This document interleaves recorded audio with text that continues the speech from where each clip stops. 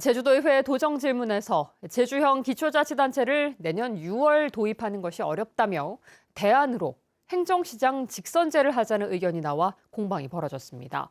또 수십 년째 논란이 있었던 한라산 케이블카 설치 의견이 또 제기됐지만 오영훈 지사는 사실상 반대 입장을 밝혔습니다. 송원일 기자가 보도합니다. 이틀째 도의회 도정질문에서도 뜨거운 쟁점은 제주형 기초자치단체 도입이었습니다. 한동수 더불어민주당 도의원은 조기 대선으로 새 정부가 들어서도 국무총리와 행정안전부 장관을 임명하고 이들이 업무를 파악하는 데 시간이 걸려 사실상 내년에 제주형 기초자치단체 도입이 어렵다고 주장했습니다. 오영훈 지사가 오는 6월 주민투표 가능성이 높다고 했지만 9월 말 이후에나 가능하다며 대안으로 행정시장 직선제를 제시했습니다. 사실상 기초자치단 도입이 물리적으로 불가능한 상황에서 기초자치단 단체 도입이 장기 과제를 넘기고 정당 공천을 배제한 행정시장 직선제 추진을 제안합니다. 그러나 오영훈 지사는 행정시장 직선제가 그동안 여러 차례 시도됐으나 모두 무산됐다며 부정적 입장을 밝혔습니다.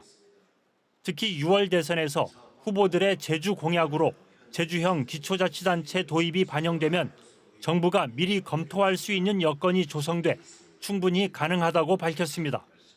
도민들은 법인격과 자치권이 있는 자치단체를 원하고 있다라고 저는 판단하고 있습니다. 한라산 케이블카가 필요하다는 의견이 나왔지만 오영훈 지사는 한라산 천연보호구역이 훼손될 것이라며 사실상 반대 입장을 밝혔습니다. 관광업계의 어려움, 이러한 흐름 속에서 케이블카와 같은 신교통형 관광 인프라는 새로운 대안이 될 수 있습니다. 유네스코 세계자연유산의 지정 취소 등으로 연결될 가능성도 배제할 수 없습니다. 제주도가 추진하는 우주산업과 UAM 등 신성장 산업과 관련해 민생 경제가 어려운 상황에서 효율적인 예산 집행을 위해서는 속도 조절이 필요하다는 의견이 나왔습니다. 이에 대해 오영훈 지사는 전체 사업비 2,760억 원 가운데 제주도 예산은 11%인 328억 원 정도여서 크게 문제가 없다고 밝혔습니다. MBC 뉴스 송원일입니다.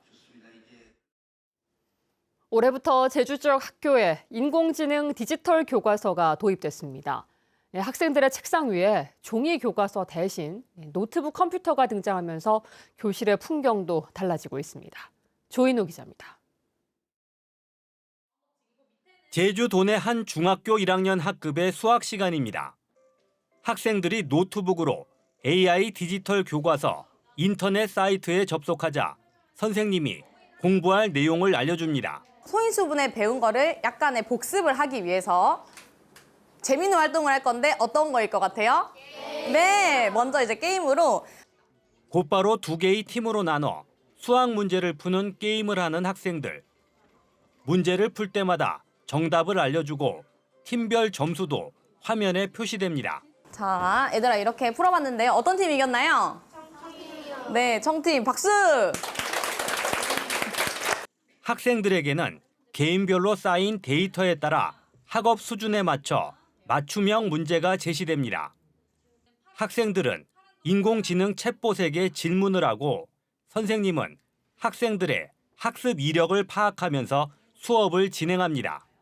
친구들이 다 푼 다음 선생님께서 알려주셔야 그제야 채점을 했는데 교과서가 아닌 디지털 교과서로 하니까 문제를 푼 다음에 답을 바로바로 알 수 있어서 정말 좋았던 것 같습니다. 제주 도내 초중고등학교 189곳의 절반인 99곳에는 올해부터 디지털 교과서가 도입돼 학생 13,000여 명이 사용하고 있습니다. 교육청은 교과서 구독료 27억 원을 예산에 편성했고 학교 44곳에 무선 인터넷 속도를 높였으며 보조 강사인 디지털 튜터 60명을 배치했습니다. 특히 수학 같은 건 아이들이 수포자 같은 경우가 있고 영어는 학생들의 가장 중요한 게 히어링, 발음 문제가 있다는 말씀입니다. 이런 부분엔 이만한 게 없다는 얘기를 제가 듣고 있어서. 하지만 전교조는 디지털 교과서로 학생들의 문해력이 떨어지고 구독료도 비싸다며 반대하고 있고 더불어민주당도 교과서가 아닌 교육 자료로 격화시켜야 한다는 입장입니다. 제주도 교육청은 디지털 교과서가 학교 현장에 안정적으로 정착되도록 지원과 교사 연수를 강화하겠다고 밝혔습니다. MBC 뉴스 조인호입니다.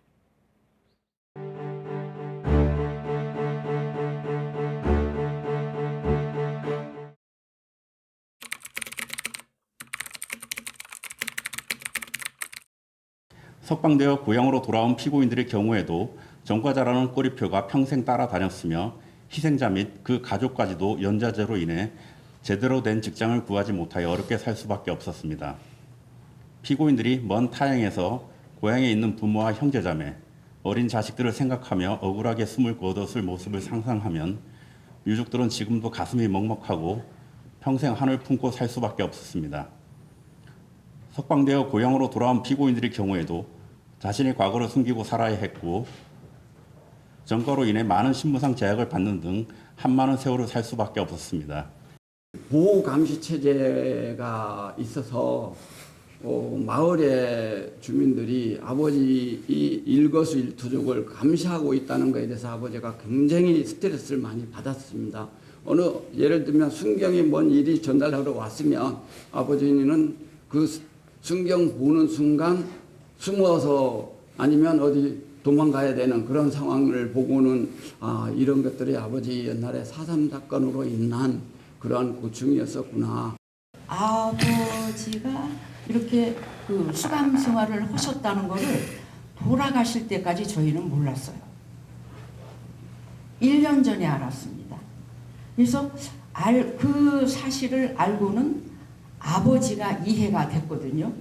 그래서 정말 그 아버지 산소에 가서 아버지께 정말 울면서 용서를 빌었습니다. 아버지가 험난하게 그 모진 고통을 받으면서 살아오신 아버지께 정말 너무나 죄송했거든요. 그래서 오늘 이 자리에도 아마 저희 아버님이 오셨을 거예요. 이 사건으로 인해 개인의 존엄은 희생되었고 삶은 피폐해졌습니다. 희생자분들에게 맺힌 억울함이 얼마일지, 가족분들의 숨죽임이 얼마였을지 가늠하기도 어렵습니다. 다만 오늘 이 판결의 선고가 희생자분들의 억울함을 푸는 작은 출발점이기를 바랍니다. 주문, 피고인들은 각 무죄 판결을 선고합니다.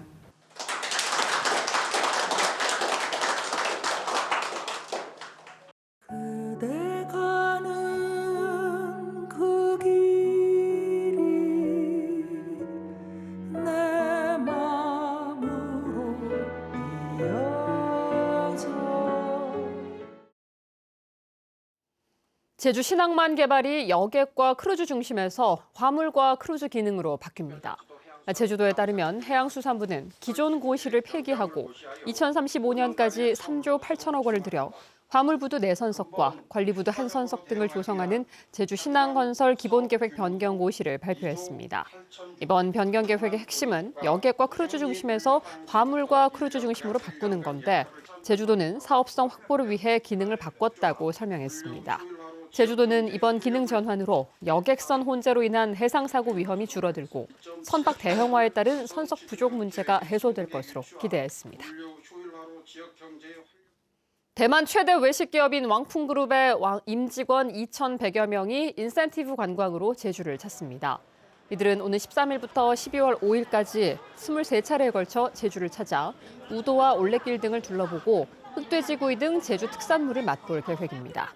중국 국유기업 인수그룹에서도 1,000명이 제주를 찾을 예정인데 올해 1분기 인센티브 단체 관광객은 5,400여 명으로 지난해보다 5배 늘었습니다. 제주 지역 중소기업 경기 전망이 오름세를 기록했습니다. 중소기업 중앙회 제주지역 본부에 따르면 이달 제주 지역 업황 전망 중소기업 건강도 지수는 68.2로 한 달 전보다 16포인트 증가했습니다. 제주 지역 업황 전망 중소기업 건강도 지수는 지난 2월 51.1에서 지난달 52.2, 이번 달 68.2로 2달 연속 올랐습니다.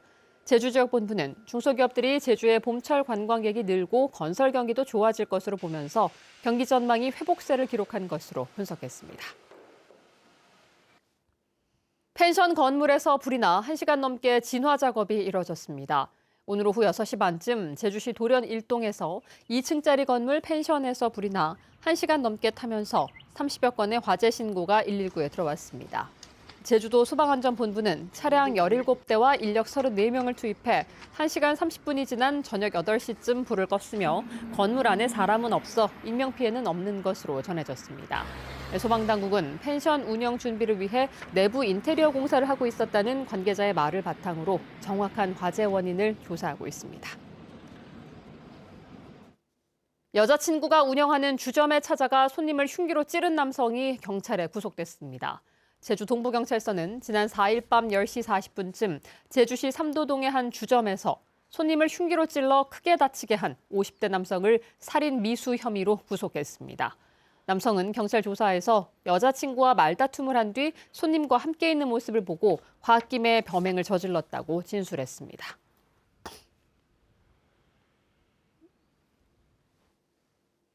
뉴스데스크 제주였습니다. 여러분 고맙습니다.